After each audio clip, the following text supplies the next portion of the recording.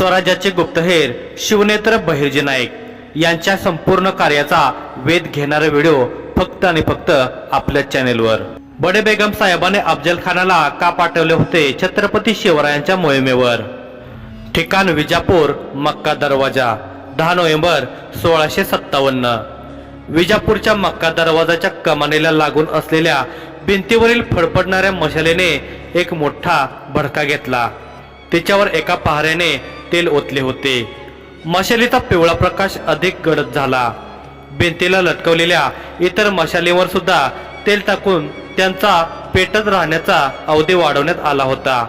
मोठ्या विशाल दरवाजातून आत सळसळ करत येणारी हवा त्या मशालीभोवती खेळत होती।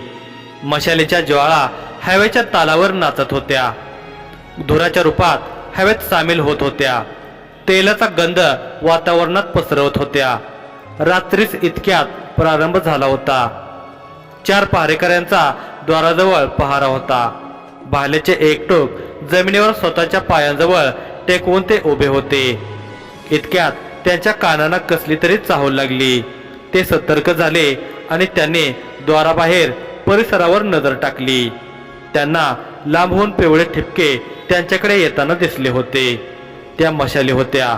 क्षणात त्या आणखी जवळ पोहोचल्या, आधीपेक्षा अधिक स्पष्ट दिसू लागल्या। आता त्या मशालींना धरून येणाऱ्या माणसांची सुद्धा त्या पहारेकऱ्यांना ओळख पटली होती। आदिलशाहीचा सेनापती खान महम्मदची तुकडी होती ती। त्या तुकडीतील सर्व सैनिक तलवारबाज होते। त्यांच्या कमरेला मॅनबंद तलवारी लटकलेल्या होत्या। बादशाह अली आदिलशहाचा हुकूम झाल्याने तो तातडीने आला होता, पण इतक्या रात्री सेनापती खान महम्मद विजापुरी का आला असावा? आदिलशाहीवर काही मोठे संकट तर ओढवले नव्हते ना? पायदळ चालणाऱ्या 50 सैनिकांच्या तुकडीच्या मधोमध खान महम्मद तपकिरी घोड्यावर बसला होता। वय असेल 58, 59च्या आसपास। देहाने धिप्पाड। आदिलशाहीतला जुना योद्धा होता हा खान अहमद। त्याच्या शौर्याच्या पताका दक्षिणेत अनेक किल्ल्यावर फडकत होत्या। अनेक युद्धे तो स्वतः लढला होता। त्याच्या खुणा त्याच्या शरीरावर सहज दिसत होत्या। एका युद्धात त्याच्या कानाला दानपट्ट्याचा फटका लागल्याने त्याचा अर्धा कान कापला गेला होता। उजव्या डोळ्याच्या खाली आणि भोवळीच्या वरील बाजूस जुन्या जखमेची खून होती।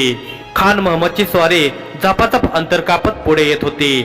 ते मक्का दरवाजाजवळ पोहोचणार इतक्यात 2 बाण सु सु आवाज करत आले आणि पहिल्या रांगेतल्या 2 सैनिकांच्या छातीत घुसले। ते सैनिक आर्त किंकाळत छातीत घुसलेला बाण तसाच पकडून ठेवत रक्ताच्या थारोळ्यात जमिनीवर कोसळले होते। प्रसंगावधान राखून खान महम्मदने ढाल समोर धरली। सैनिकांनी त्याच्या भोवती गोलाकार उभे राहत मानवी भिंत उभी केली। ते चौफेर नजर फिरवू लागले। बाण कोणत्या दिशेने आले आहेत हे त्यांना अजूनही उमगले नव्हते। इतक्यात पुन्हा 2 बाण आले आणि आणखी 2 सैनिक धाडकन जमिनीवर कोसळले। काही अवधीतच एका मागोमाग एक असे 40 सैनिक गारद झाले होते। खान महम्मदाने आता घोडा वळवला। पळून जाण्याखेरीज त्याच्या पुढे दुसरा मार्ग नव्हता। तसा हा मार्ग सुद्धा सोयीस्कर नव्हता। पाठ फिरवल्यावर अज्ञात ठिकाणाहून येणारे बाण केव्हाही पाठीचा वेध घेऊ शकणारे होते। उरलेल्या 10 सैनिकांच्या माना मात्र दरवाजाकडेच होत्या। मागे पावले टाकत ते चालत होते। बाणांचा वर्षाव सुरूच होता। एका पाठोपाठ एक सैनिक रक्ताच्या थारोळ्यात जमिनीवर पडत होते। थोड्या वेळात मात्र 4 सैनिक उरले। तेव्हा एक धनुर्धर सैनिक परकोटावरून खाली आला। विशिष्ट ठिकाणी लपून तो केव्हाचा बाणाचा वर्षाव करत होता। तो निर्भीड होता। पहारेकऱ्यांच्या समोरून चालत तो पुढे आला। पहारेकऱ्यांनी त्याला अडवले नाही, परंतु का? कदाचित तो कोण आहे हे त्यांना ठाऊक असावे। सडपातळ बांध्याच्या ह्या योद्ध्याने चेहरा काळ्या कपडाने पूर्णपणे झाकला होता। डोळे तेवढे दिसत होते। नेरकून पाहिल्यास ती स्त्री योद्धा असल्याचे निदर्शनास येत होते। मशालींच्या पिवळ्या प्रकाशात तिच्या डोळ्यांची सुंदरता आणखी झळकत होती। त्याहून त्यात दिसणारी चमक अधिक भावत होती। एकट्या त्या स्त्रीने 46 सैनिकांना जमिनीवर पाडले होते। विजापूरच्या बलवान सेनापतीस काही पवित्र घेण्यासाठी पुरेसा अवधीही तिने दिलेला नव्हता। खानाने वळून पाहिले। तिला समोर आलेले पाहून पळून जाण्याच्या विचारात असलेला खान महम्मद थांबला होता। त्याने घोड्याचा लगाम ओढला होता. लगामाला एका बाजूला सैल सोडून एका बाजूने ताण देत त्याने घोड्याला वळवले. तो तिला निरखून पाहत होता. त्याचे डोळे आग ओकत होते. उरलेल्या 4 सैनिकांनी समोर तलवारी धरत 2 पावले पुढे टाकली. तेव्हा खान महम्मद मोठ्याने ओरडला, ठहरो, उसके पास तीर है और 4 कदम चलते ही तुम चारों जमीन पर गिर जाओगे. गलत. जर मला तुम्हाला आत्ताच मारायचं असतं तर मी तुमच्या समक्ष आलेच नसते. जमिनीवर पडलेल्या सैनिकांच्या पार्थिवावरून नजर फिरवत ती पुन्हा उर्दू भाषेत बोलू लागली. आता तुम्ही सुद्धा असे जमिनीवर खितपत पडलेले असता. क्या चाहती हो? खानाने क्रोधपूर्ण स्वरात विचारले. आपकी मौत. त्याच स्वरात तिने उत्तर दिले. कोण आहेस तू? खानाने विचारले. मार्जिना. ठळकपणे मार्जिना म्हणाली. माझ्याशी तुझी काय दुश्मनी आहे? खानाने विचारले. तुम्ही गद्दारी केली आहे आदिलशाहीशी, मार्जिनाने सांगितले. और इस गद्दारी की सजा सिर्फ मौत है, चाहे वो गद्दार हमारा सेनापती क्यों ना हो. पिवळसर जाळीदार इराणी पोशाख परिधान केलेली आणखी एक स्त्री अंधारातून बाहेर आली. बडे बेगम साहिबा. खान पूर्णतः दचकला होता. जी हमें पता चल चुका है, ते सुद्धा सबुतांसकट की तुम्ही औरंगजेबाशी हात मिळवणी करून अली आदिलशहाच्या विरुद्ध कारस्थान केलं होतं. औरंगजेब अफजल खानाच्या हाती आला असताना तुम्ही त्याचा बचाव केला. हे कृत्य बादशाही विरुद्ध आहे, कराऱ्या आवाजात बडे बेगम साहेबा म्हणाली. नाही बडे बेगम साहेबा, चाचरत खान बोलत होता. खामोश. एक लफ्ज नाही सुनना चाहती. तुम्ही मरताना तुम्हाला का मरावं लागत आहे हे सांगायला मला यावं लागलं, नाहीतर माझ्या दासीनंच तुम्हाला संपवलं असतं.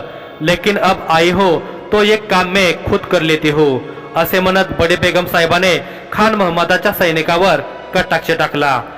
तुमच्या खान साहेबाला घोड्यावरून खाली उतरवा आणि माझ्या समक्ष उभं करा गुडघ्यावर. बडे बेगम साहेबाची आज्ञा झाल्यावर खान महम्मदाच्या सैनिकांनी त्याला पकडून खाली ओढले. तुम्हाला मी वेतन देतो आणि तुम्ही मालिक, तुम्ही पगार लढायचा देता, मारायचा नाही. आणि मेल्यावर काय करणार तुमच्या पगाराचं? खानाने बोलणे मध्येच कापत एक सैनिक म्हणाला. खान महम्मदाच्या हातून त्याची तलवारही काढून घेण्यात आली. शेलेने त्याचे हात मागे बांधण्यात आले आणि त्याला बडे बेगम साहेबाच्या समोर गुडघ्यावर बसवले गेले. माफी. खान गयावया करतच होता. बडे बेगम साहेबाने मोठा श्वास घेतला आणि बोलू लागली. तुम्ही आदिलशाहीसाठी आयुष्य खर्च केलं आहे याची जाण आहे मला, पण उतारवयात अशी गद्दारी कराल असं वाटलं नव्हतं. बोलत बोलत बडे बेगम साहेबा 2 पावले पुढे गेली आणि मानेच्या वर केसात अडकवलेल्या लहानशा खंजिरीला चपळतेने काढून क्षणात खान महम्मदाच्या गळ्यावरून ओढली. खानाच्या तोडून एक शब्दही निघू शकला नाही. त्याच्या कंठाला चीर पडली होती. तिथून बळाबळा रक्त वाहत होते. जमिनीवर क्षणभर पाय रगडत त्याने प्राण त्यागले. बडे बेगमने रक्ताने माखलेली ती खंजीर मार्जिनाकडे फेकली. मार्जिनाने अलगद झेलली. त्या खंजीरीची स्वच्छता करण्यासाठी बडे बेगमने मार्जिनाला ती खंजीर दिली असावी. ज्या रुबाबात बडे बेगम आले होते त्याच रुबाबात परत जाऊ लागली. जाताना फक्त एकदा त्या सैनिकांना तिने आज्ञा केली, दफन करो. एकेकाळी बडे बेगमच्या पतीचा म्हणजेच मोहम्मद आदिलशहाचा खान महम्मद अत्यंत विश्वासू सरदार होता आणि आदिलशाहीच्या विस्तारात त्याची महत्वाची भूमिका होती. म्हणून कदाचित त्याच्या पार्थिवाला दफन करून बडे बेगम साहेबाने कृतज्ञता व्यक्त केली असावी. ठिकाण आनंद महाल विजापूर. 29 जानेवारी 1658. 2.5 महिन्यानंतर बडे बेगम साहेबा तिच्या महालात काहीशा क्रोधपूर्ण आवेशात शतपावली करत होती. मधून मधून ते दख्खनच्या नकाशावर दृष्टी टाकत होती. गेल्या काही महिन्यात छत्रपती शिवाजीराजांनी आदिलशाहीचा मुलूक चांगलाच मारला होता. त्याने जवळजवळ 40 किल्ले हस्तगत केले होते. आज दरबारात बडे बेगम साहेबाला हा आढावा कळल्यापासून तिची ही अवस्था झाली होती. दख्खनच्या नकाशातल्या छत्रपती शिवाजीराजांनी ताबा मिळवलेल्या किल्ल्यावर तिने बारीक खिळे खोचून खुणा केल्या होत्या. ह्या छत्रपती शिवाजी महाराजांचा वेग काही करून थांबवायला हवा. इतक्यात तिची दासी वजा अंगरक्षक मार्जिना तिथे आली.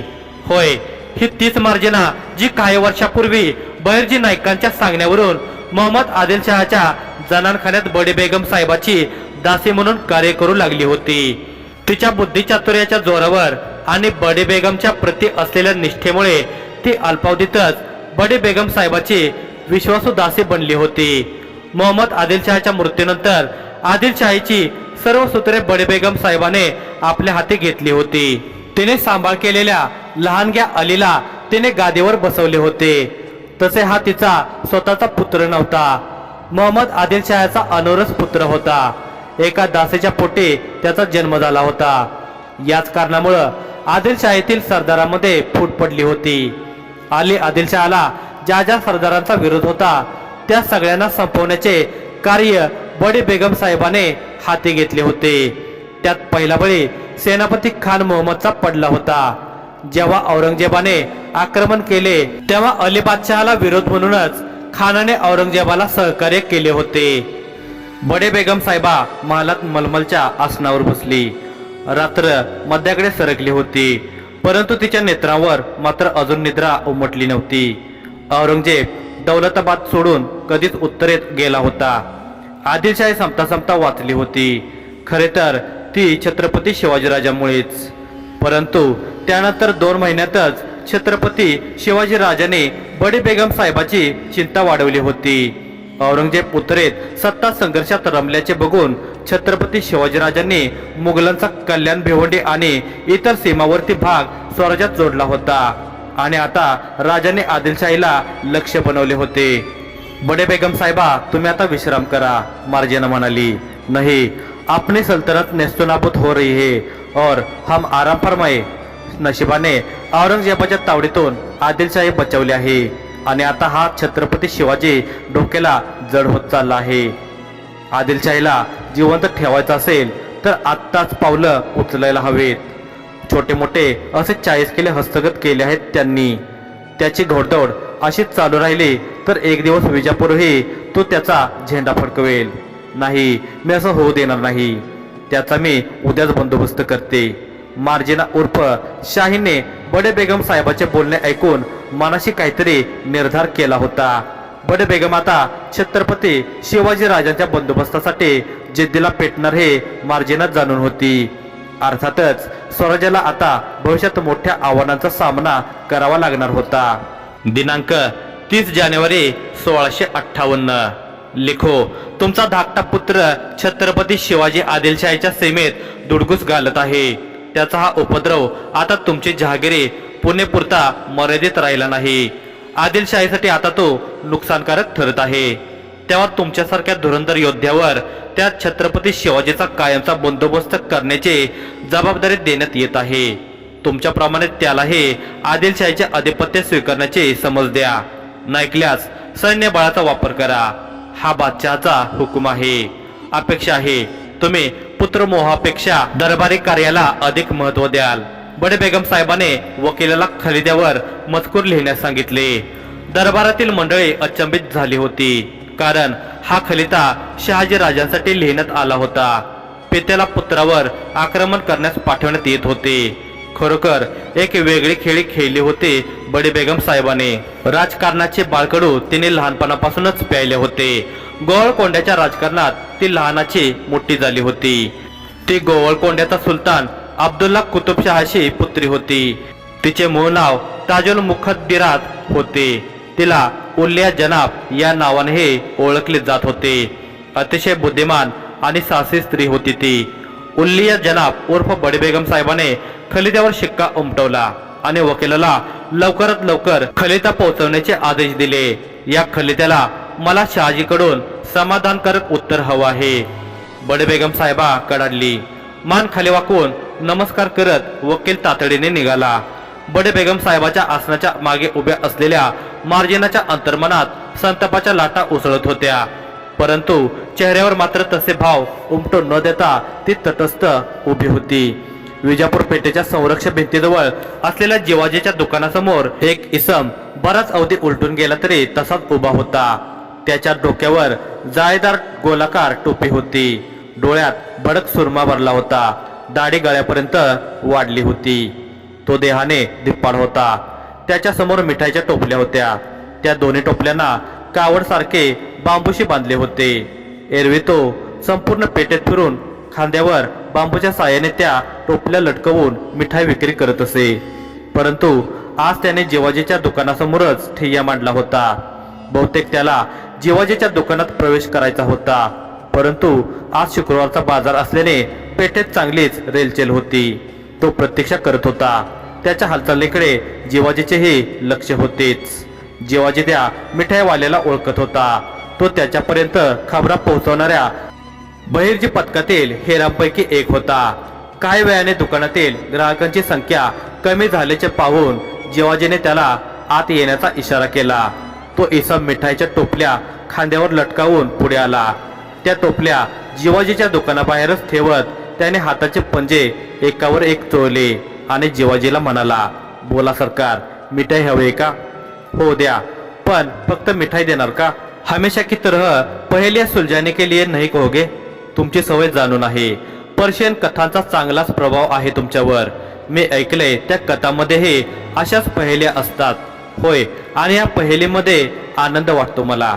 बरं सांगा, गुळापासून बनली मिठाई, पण नासवली सुद्धा गुळानेच. जिवाजी किंचितच चमकला.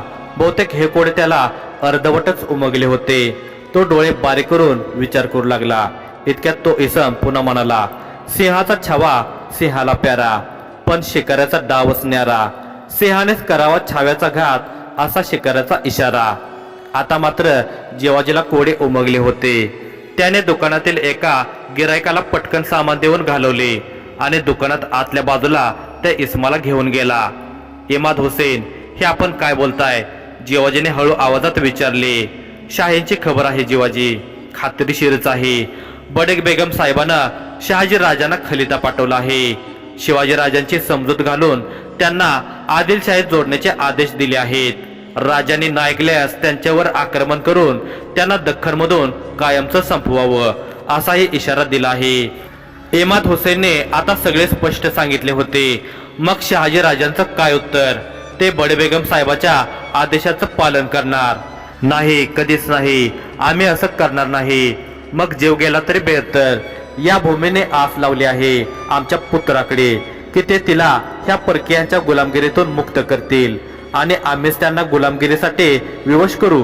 कदापि नाही. नानाजी पंत, बडे बेगम साहेबाला आमचे नकाराचे उत्तर पाठवा. शहाजीराजे चांगले संतापले होते. ते बंगळुरात त्यांच्या महालात होते. आज संध्याकाळ होईपर्यंत विजापूरहून आलेला खलिदा त्यांच्या हातात पडला होता.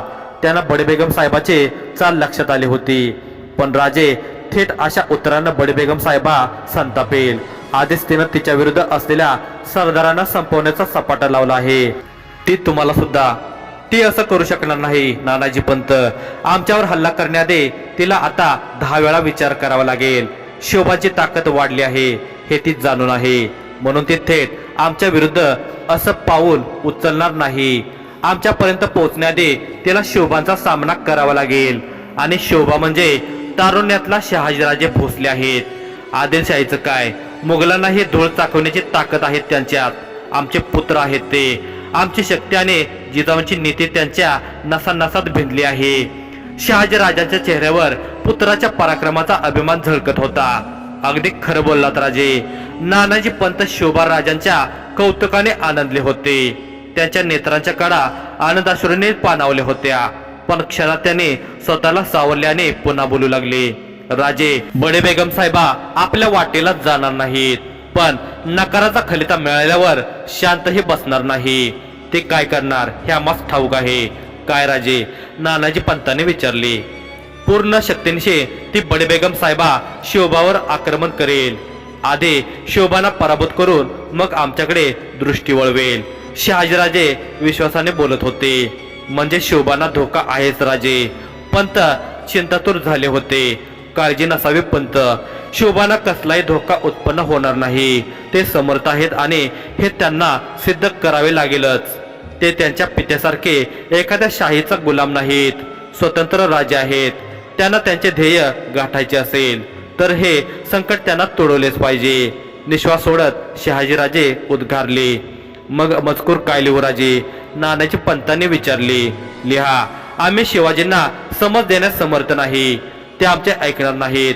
तेव्हा आम्ही त्यांना सांगून त्यांनी न ऐकल्यास आमचा अपमान होईल. आम्ही आमचा स्वतःचा अपमान करून घेऊ शकत नाही आणि पुत्रावर आक्रमण करण्याचे पापही आम्ही करू इच्छित नाही. तेव्हा शिवाजी बाबतीत बादशहांना जे मान्य असेल ते त्यांनी करावे, आमचा आक्षेप नाही. शहाजी राजांचे शब्द ऐकून पंताचे हात थरथरत होते. त्याने शिवाजीराजांना बालपणे अंगा खांद्यावर खेळवले होते. त्यांचा शिवबाराजांप्रती स्नेह त्यांच्या लेखणीला थांबवत होता. निसंकोचपणे लिहा पंत, मी विचारपूर्वक हा मजकूर सांगत आहे, शहाजीराजे म्हणाले. मोठ्या हिमतीने नानाजी पंतांनी खलित्यावर मजकूर लिहिला आणि छत्रपती शहाजीराजाने फारसा समय न घेता पटकन त्यावर मोहर उमटवली.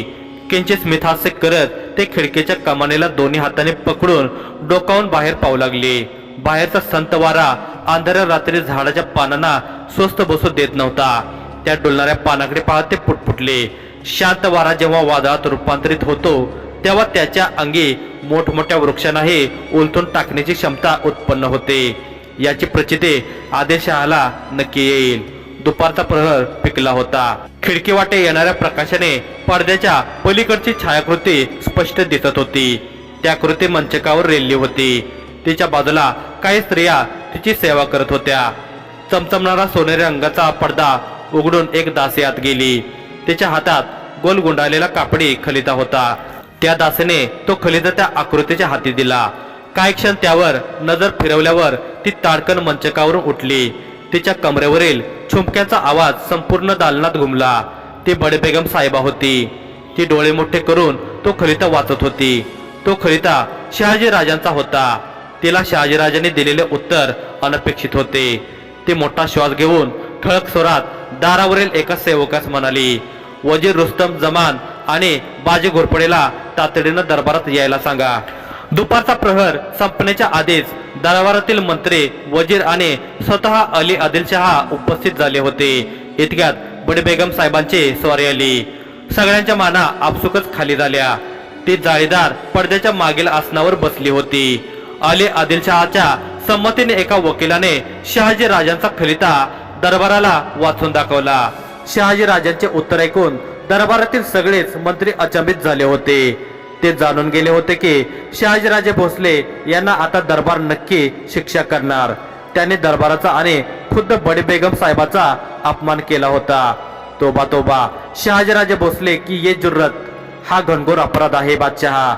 शहाजीराजे बंडखोर आहेत हे आपण सर्वच जाणून आहोत. जुन्या आदिलशाहीत मोहम्मद आदिलशहा यांनी त्यांचा बंडखोरीपणा खपवून घेतला, पण नव्या आदिलशाहीत सुद्धा त्यांचं असं वर्तन खपवून घेतलं जाईल का? एक सरदार आसनावरून उभा राहत म्हणाला, नाही, छत्रपती शिवाजीराजे भोसलेचं काय? कोणत्याही सरदाराचं असं मनमानीचं धोरण इथं बर्दाश्त केलं जाणार नाही. बडे बेगम साहेबा कडाडली. मग आपला काय निर्णय आहे बडे बेगम साहेबा? शहाजींना आदिलशाहीतून निष्कासित करून त्यांना दिलेली जहागिरी परत घेण्यात येईल का? बाजी घोरपडेने साशंकपणे विचारले. बाजी घोरपडे शहाजी राजांचा जुना वैरी होता. तो दरबारात नेहमी शहाजी राजांविरुद्धच्या कारस्थानात सहभागी असायचा. मग आता कसा मागे राहणार? अजिबातच नाही, बडे बेगम साहेबांनी स्पष्ट केले. बडे बेगम साहेबाच्या या निर्णयामुळे सगळेच चकित झाले होते.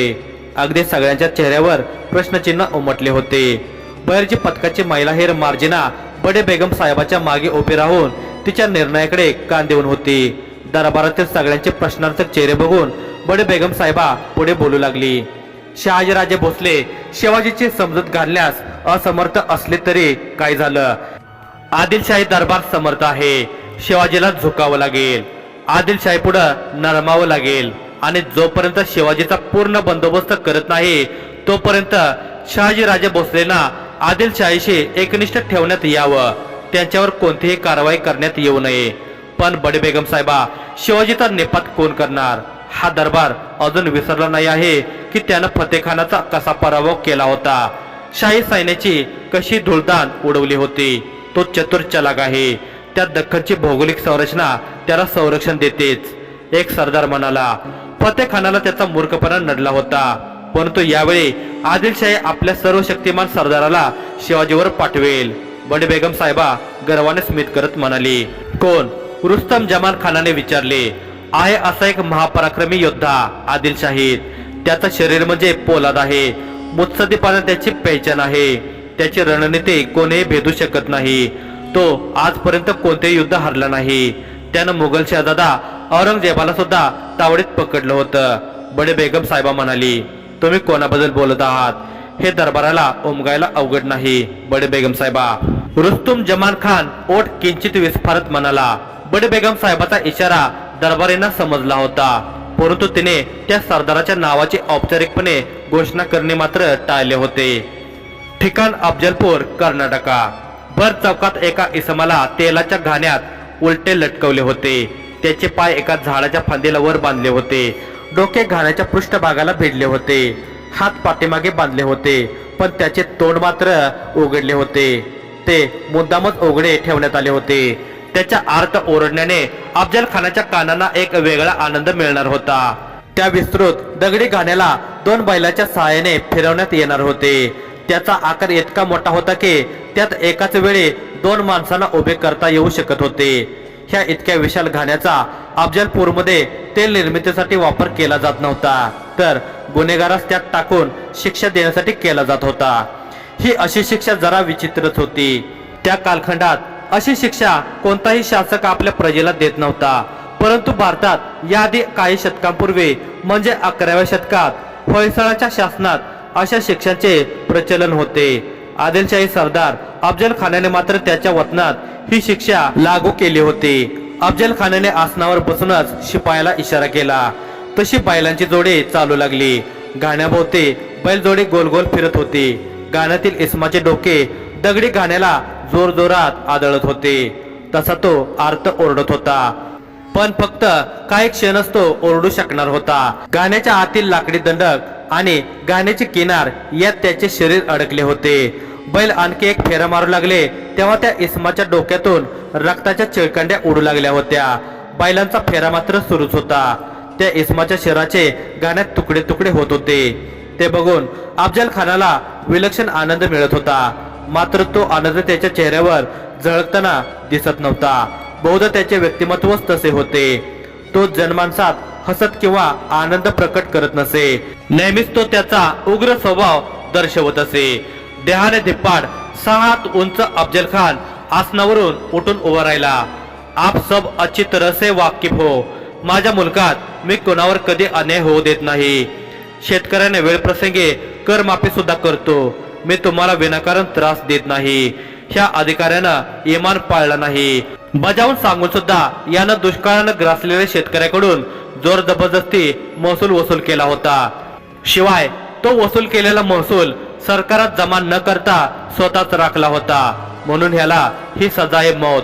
एकंदरीत अफजल खान शिस्तप्रिय होता, प्रजेचे हित जोपासणारा होता, पण ते फक्त त्याच्या वतनापुरतेच मर्यादित होते. कदाचित हे त्याचे राजकारण असावे, परंतु त्याचा मूळ स्वभाव या विपरीत होता. तो शक्तिशाली आणि बुद्धिमान तर होताच, त्यासोबतच अतिशय क्रूर, धूर्त आणि धर्मांधही होता. त्याने अफजलपुरात शिलालेख करून ठेवला होता. त्यात त्याने लिहिले होते, कातेले मुत मर्रिदान व काफिरान शिकंदये बुनियादे बुतान. म्हणजे मी काफिर व बंडखोराची कत्तल करणारा आणि मूर्तीचा पाया उकडून टाकणार आहे.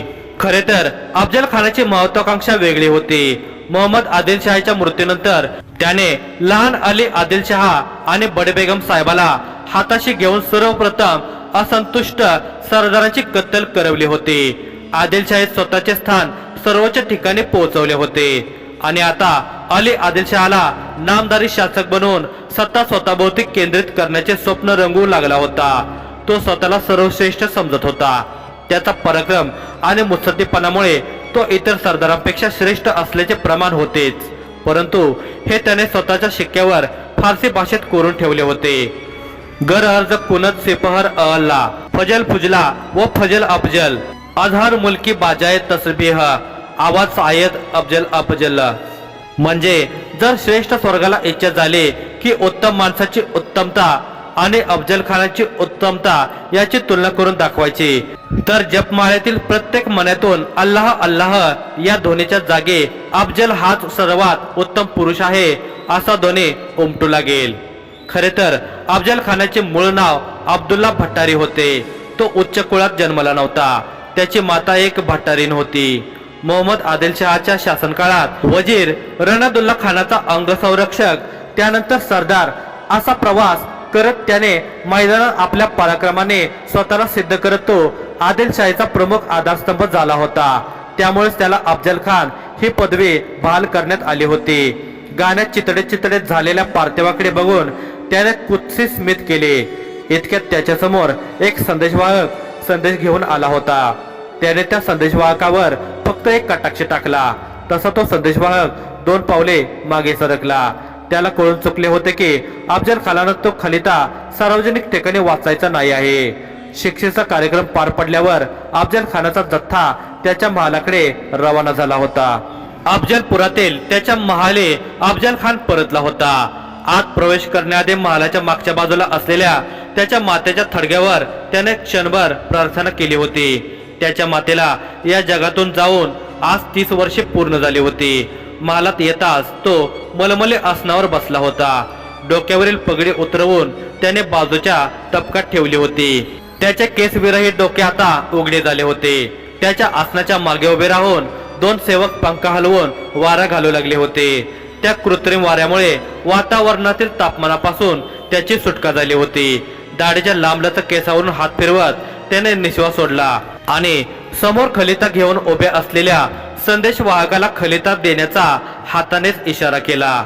खलित्यावरील फारसी भाषेत लिहिलेला मजकूर वाचून त्याचे डोळे किंचित विस्फारले गेले होते. ओठांच्या कडा एका बाजूला लांबवत त्याने स्मित केले. ये होईना बात. अफजल खानाला त्या खलित्यात लिहिलेला मजकूर आनंद देत होता. त्यात लिहिले होते, आदिलशहाचा पश्चिमी मुलूक शहाजी पुत्र शिवाजी कुरतडत आहे. त्याचा उपद्रव दिवसेंदिवस वाढत असल्याने त्याचा कायमचा बंदोबस्त करणे अनिवार्य आहे.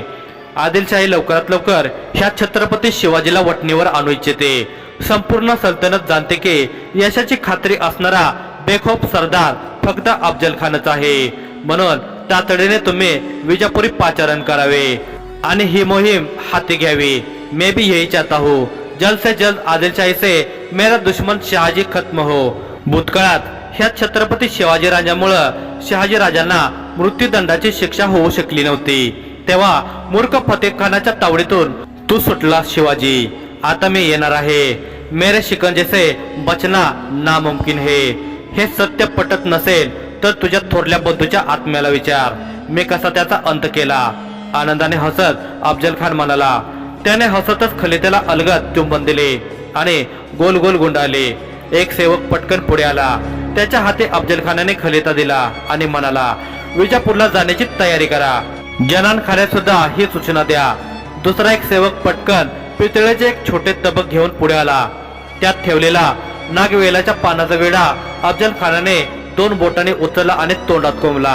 हाताचे पंजे एकावर एक चोळत तो आसनावरून उठला आणि जनान खाण्याच्या दिशेने जाऊ लागला.